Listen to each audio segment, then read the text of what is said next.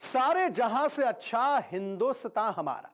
ગર્વથી દરેક ભારતીયની છાતી ફૂલી જાય છે જ્યારે કાનમાં આ ગીત સંભળાય છે, અને તેમાં પણ 7 સમુદ્ર પાર જ્યારે આ ગીત સાંભળવા મળે, એ પણ બીજે ક્યાંય નહીં પરંતુ સંયુક્ત રાષ્ટ્ર અમેરિકાના વ્હાઇટ હાઉસમાં, ત્યારે ખુશીનો કોઈ પાર રહેતો નથી. અને તેમાં પણ સોનામાં સુગંધ ભળે જ્યારે ભારતીય વ્યંજનો પીરસવામાં આવે. આમ તો કાશ્મીરથી કન્યાકુમારી અને દ્વારકાથી જગન્નાથપુરી સુધી ભારતમાં વૈવિધ્યસભર સંસ્કૃતિ છે.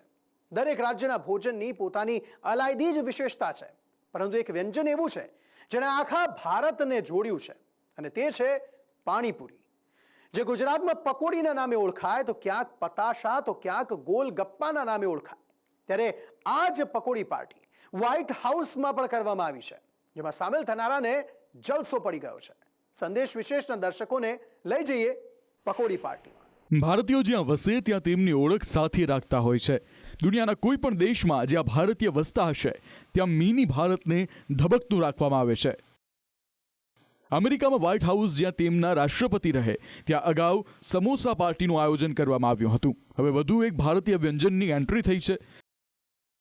વ્હાઇટ હાઉસમાં પકોડી પાર્ટીનું આયોજન કરવામાં આવ્યું છે. વ્હાઇટ હાઉસમાં એશિયાઈ અમેરિકન, મૂળ હવાઈયન અને પેસિફિક દ્વીપવાસીઓ માટે જે સલાહકાર આયોગની સ્થાપના કરવામાં આવી હતી તેના 25 વર્ષ થવા પર ખાસ ઉજવણી કરવામાં આવી. અમેરિકામાં રહેતા ભારતીયો સહિતના એશિયાઈ દેશોના લોકોએ જે યોગદાન આપ્યું તેના સન્માનના ભાગરૂપે આ ઉજવણીનું આયોજન કરવામાં આવ્યું. આ કાર્યક્રમમાં મરીન બેન્ડે દ્વારા સારે જહાં સે અચ્છા ગીત વગાડવામાં આવ્યું. મૂળ ભારતીય એવા અજય જૈને સોશિયલ મીડિયા પ્લેટફોર્મ એક્સ પર પોસ્ટ કરી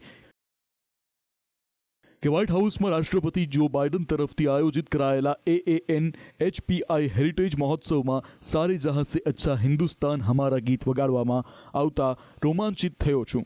ભોજનમાં પાણીપુરી અને ખોયા પીરસવામાં આવ્યા. અમેરિકા ભારતના સંબંધો મજબૂત થયા છે. આ સાથે આ કાર્યક્રમમાં મહેમાનોને પાણીપુરી, સમોસા અને માવાની મીઠાઈઓ પીરસવામાં આવી. પાણીપુરી પાર્ટીના વિડીયો સોશિયલ મીડિયા પર શેર પણ કરવામાં આવ્યા હતા. વ્હાઇટ હાઉસમાં બીજી વખત ભારતીય દેશભક્તિનું ગીત વગાડવામાં આવ્યું છે. 23 જૂન 2023 જ્યારે વડાપ્રધાન મોદીએ મુલાકાત લીધી હતી ત્યારે પણ દેશભક્તિનું ગીત વગાડવામાં આવ્યું હતું. સ્પેશિયલ રિપોર્ટ, સંદેશ ન્યૂઝ.